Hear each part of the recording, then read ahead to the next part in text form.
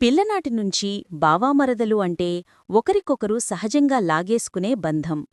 అది ఆటలోనో నవ్వుల్లోనో పాపం వాళ్ళిద్దరికీ ప్రేమ అనిపించేది కాదు. కాని బంధం మాత్రం గుండెల్లో ముద్ర వేసుకుంది. పెద్దవాళ్లయ్యే కొద్దీ ఆ బంధం ఏదో మృదువైన ప్రేమలా మారింది. చెప్పుకోలేని మాటలు, కాని కన్నుల్లో మాత్రం స్పష్టంగా కనిపించే ప్రేమ.